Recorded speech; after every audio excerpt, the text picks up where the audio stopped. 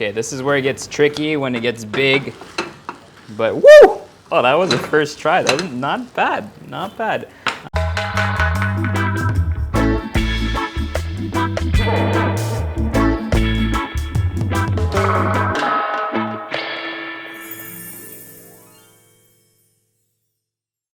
Today is all about seaweed. Absolutely everywhere in the world people eat seaweed.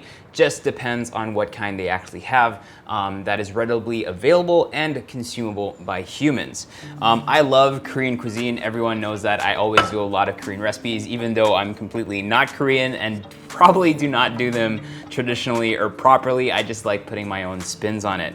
We're using this type of seaweed here, which is also known as wakame, or usually a brown seaweed. It can also be very bright green. This dish is extremely popular in Korea. It's called Miyeokguk, but it's something that's called also the birthday soup because people eat it on their birthdays. But the reason behind that is because seaweed in general is just extremely nutritious. So pregnant women or women who had just given birth for recovery in Korea actually eat Miyeokguk for breast milk production, but also to help them recover with the pains of childbirth. That's why they call it the birthday soup. But if you're not pregnant, it doesn't matter. You can still eat this. It's actually still really good for you. Seaweed in general could actually be considered a superfood in terms of all the nutrients that it brings to your body. Let's get cooking. So the brand I'm using today has two variants, the big one or the small one, depending on how much you actually need. A little goes a very long way with this. So what you want to do is basically just open this up. And then what you're gonna get is this dry seaweed. This then gets usually soaked, well, especially for the preparation that we're gonna be doing now, gets soaked for 5 minutes before we boil it, but you can also make a salad with this, which I'm gonna show you how to make later, and that gets soaked for 30 minutes before getting blanched for just literally 30 seconds. So it really depends on how you're gonna use it. Once you've soaked this with water, literally just pouring water over it, it'll look something like this. So it'll completely expand, and it will actually look like the seaweed you're used to seeing in the sea, which is really great.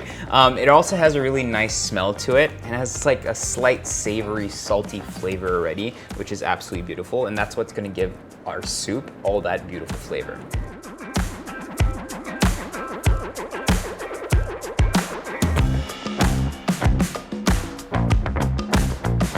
What's really important after this has soaked properly, it's almost there here, is that once it's fully expanded, which usually takes about 5 to 10 minutes depending on the temperature of your water, you can then cut it up into smaller pieces if you're using big sheets, but these are actually pre-cut, so they're absolutely perfect.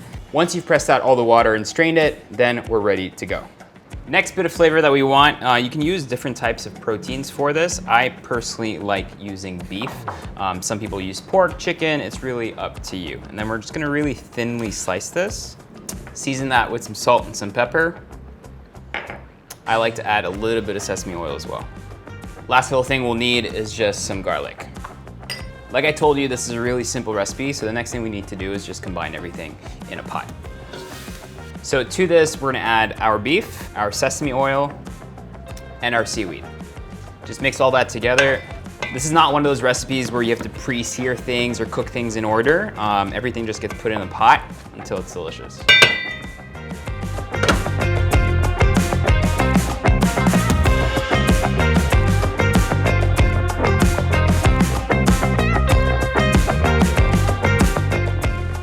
So this is where you try it. Because remember, we don't have much seasoning in there. There's a little bit of soy sauce, there's some salt and some pepper with the beef. So taste it and kind of decide what you need to add to it. We can add a bit more salt, but also you can use kind of like the Korean miso with Doenjang, which would be perfect for this. So like I think 1 heaped teaspoon of that in here, dissolved, would be absolutely beautiful. But if you want to add spices or chilies or anything to make it hot, it's really up to you.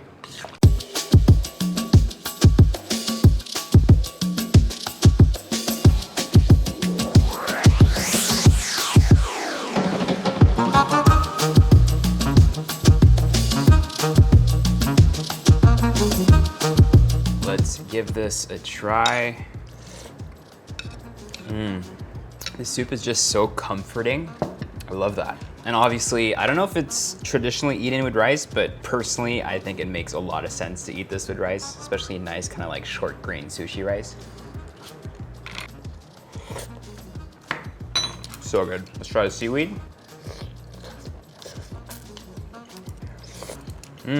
What I love about seaweed in general and Miyeok is that you can eat a lot of it. It's really low in terms of calories, but really high in terms of nutrient. So you can eat tons of it. And what's really important is that it really does fill you up.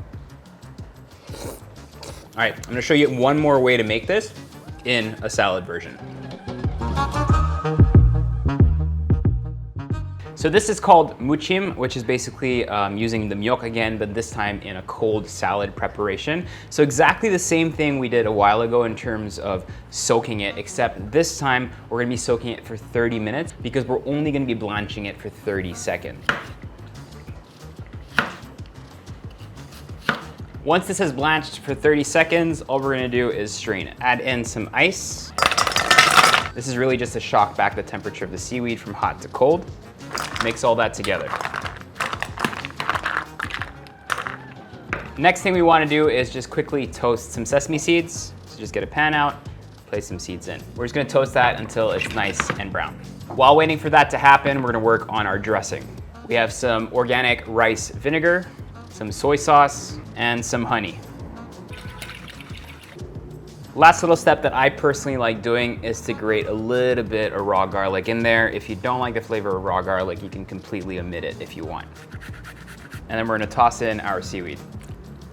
We're gonna cut it up so that it's not too difficult to eat.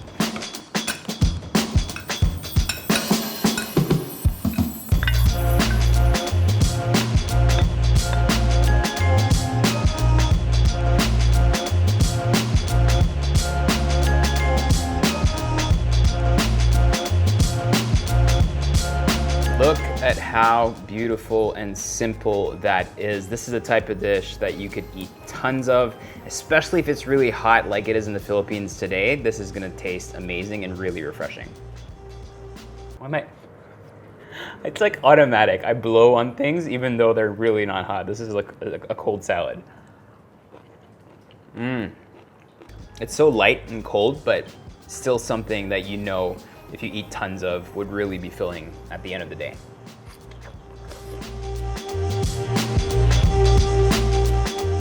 Japanese sushi is extremely popular, but the Koreans obviously have their own style, which is called kimbap.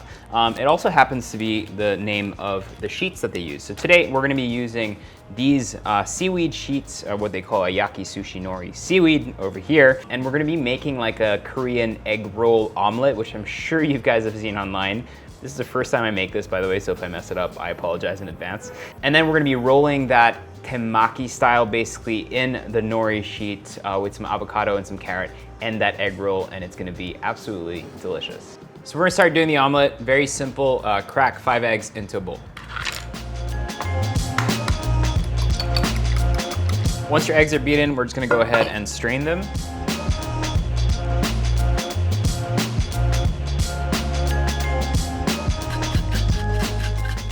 Then we're gonna add some rice wine and a pinch of salt. This should feel like a really smooth and light batter. Next, we're just gonna slice up some green onions and some carrots and some avocado. So this is the tricky part. What we're gonna do is, usually these are done in kind of like these square pans that are made for this type of omelet. You can also use a small pan, honestly, like I'm using today.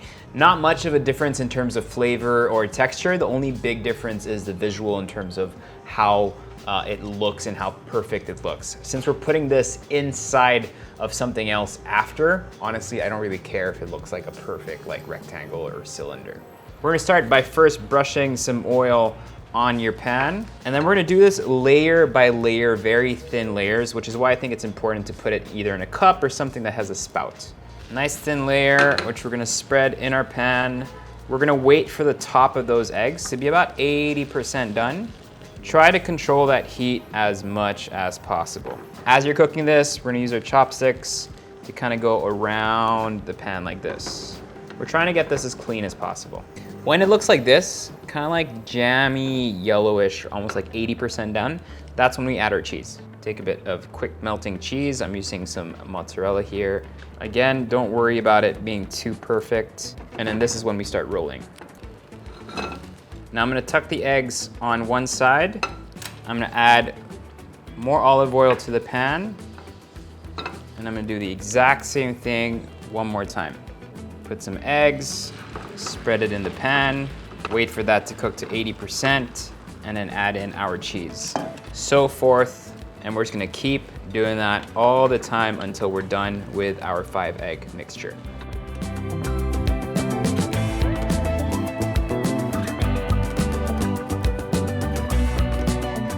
At this point, you can start adding things if you want. I've seen some people add kind of like carrots in here and sugar and stuff. I'm just gonna add a little bit of my spring onions.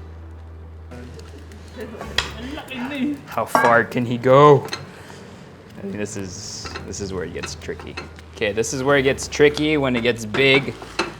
But woo! Oh, that was a first try. That was not bad, not bad. I am quite impressed with myself. Look how perfect this is gonna be once you put it on here. Put it down. So this looks pretty good. If I had a square rectangle pan, it would look even more compact. You can let this cool down a little bit. You can even shape it.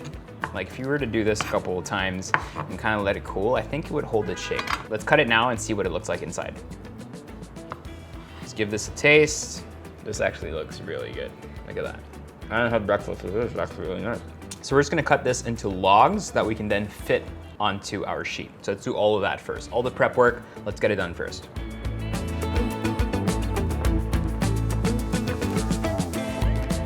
Next up, we have our sheets right here, which we're gonna use. So when you take these out, you'll see that there's one side that always looks a little shinier than the other side. This is kind of like on the rougher side, and this is on the shinier side. So the shinier side should always be the outside.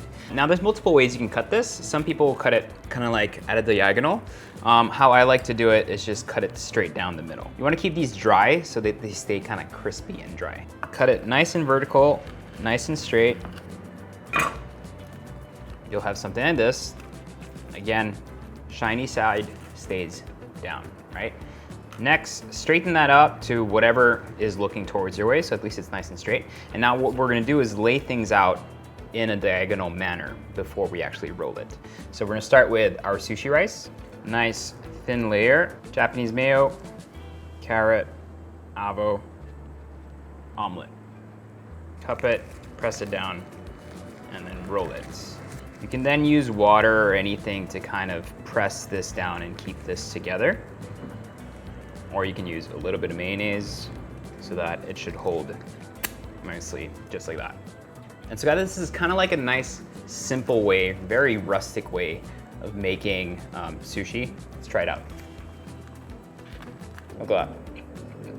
You want that perfect bite of rice, omelet, mayo, egg, carrot, and avocado each time you put this in your mouth. And honestly, if you want to do this with tuna, with salmon, with absolutely anything fresh that you think would be really good to wrap with rice, go for it. If the last dish was any indication, we are moving all the way into fusion territory. Now I'm gonna be making like a karaage style fried chicken. So if you've had Japanese fried chicken before, karaage, it's very lightly dusted with flour. It doesn't have a batter or crumbs or anything like that. We're gonna take advantage of that to add additional seasoning to it by blitzing together our Kimnori chili flavor and some of our seaweed snacks over here. These two things together are gonna be absolutely perfect. Kimnori comes in different flavors. You have the chili flavor like I have today, but you also have seafood flavor, barbecue, and the original. So any of those variants would work perfectly for those dishes. If you've had this before, it is so addicting. So it has seasoning already, but it also has sesame seeds, and it's also kind of quite, it has like an oily sheen to it. So this mixed with this, oh, that's spicy, is gonna be perfect to dust the fried chicken. We're gonna start with some chicken thighs. Now we need to marinate everything. So I got some soy sauce, mirin, and some cooking rice wine or some sake. You could also use some soju if you want. To that, we're gonna add a little bit of salt, and then we're gonna add in some garlic and some ginger. Just mix everything together, and then all that goes into the fridge for at least 2 hours, if not overnight. While waiting for that to happen, we're gonna make our little dust. Grab your Kimnori, and we're gonna put that into our blender. And then to that, we're gonna add a couple of pieces of our dried seaweed stack. And this is basically gonna be our quote unquote salt. So we're gonna add a little bit of salt to the blender as well.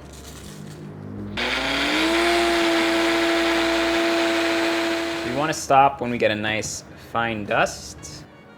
That is gonna be absolutely beautiful when tossed around with our chicken. And because there's oil in this already, look how sticky it is. So that's gonna really cling on to our chicken pieces. Once it's fully marinated and once your oil is hot, then we're pretty much good to go. So all we're gonna do is take our little piece of chicken, and that gets dusted straight into the cornstarch. Really important for you to shake off that excess, and then that goes straight into the oil.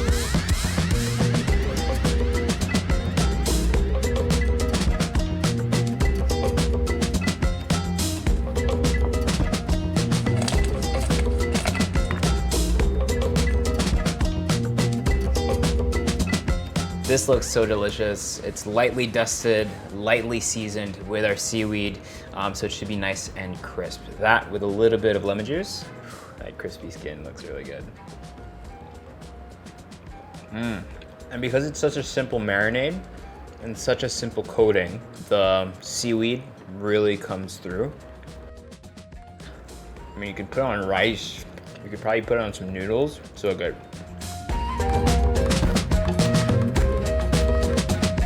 So at this point in time, absolutely everyone has heard of Sushi Bake. It was probably one of the biggest trends to come out of 2020, simply because it's so easy and simple to put together, and because it feels so baboy when you eat it. And it has all those flavors that you really love, and it's just really delicious and comforting. A lot of the ingredients that go in there are not necessarily healthy, but they're delicious. So we're gonna stick with that. First thing we wanna do is make kind of like a quick furikake. So I've got some sesame seeds here that I'm toasting. And that's gonna be mixed in with our rice and then used as a topping. For the rice, very simple. I've got some sushi rice that's been cooked. That goes in a bowl. And then we're gonna season that very simply with a little bit of sugar and a little bit of rice vinegar. This should loosen everything up. Next, and this is where I'm changing it up a little bit. If you're from the Philippines, this won't shock you. If you're not from the Philippines, this will shock you. We like to eat our noodles with rice on the same plate at the same time. And usually it's pancit with rice, but today we're gonna be using ramen noodles with our rice, and that's gonna become a sushi ramen bake. So this goes into some boiling water for about 5 minutes until cooked. For our furikake, we have our toasted sesame seeds. That goes into a plate. To that, we're gonna be adding our Kimnori original. That goes with the sesame seeds. Add a bit of sugar to that, and then scrunch up everything together. That goes into our rice, and we're gonna save some for our topping later. Nice little thin layer right at the bottom of our baking dish. Next, for our cream mix, so we're gonna be using some Japanese mayo. That's gonna be mixed in with some cream cheese and some sriracha.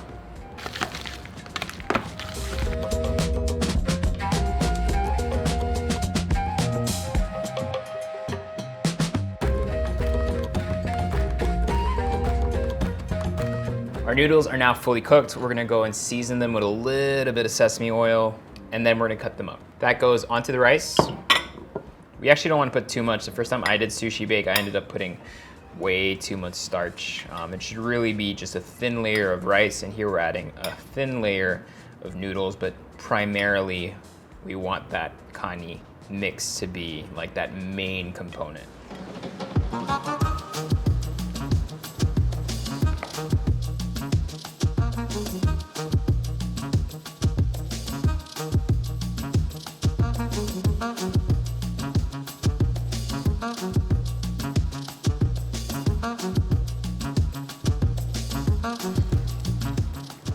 I mean, would I eat it every day? Definitely not. I mean, it's super heavy, but it's so good. I feel like this is the type of food that you eat when you have like, you know, it's late at night and you have no idea what you want to put together. You look at your fridge and you figure out, okay, all these ingredients can work. And then you put it in a pot and put that in the oven, and it actually really works. So if you guys are tired of your regular sushi bakes, try adding some ramen noodles to it and some seaweed, and trust me, it's gonna taste very different, but just as good. So there you have it, 5 ways to use lots of different seaweed products. Hopefully that inspired you a little bit to try some of your own. I'll put all the details in the description box below in terms of where you can find these products in the Philippines, but they're basically available nationwide in all your major supermarkets and online groceries. And yeah, I hope you try them because they're really delicious. I can't really choose a favorite. If there's one that I would eat again like right now, it'd be that fried chicken with the nori seaweed. So good. Thanks for watching, guys. I really hope you enjoyed that. Please make sure to subscribe to FEATR, and I'll see you guys on the next episode. Peace out.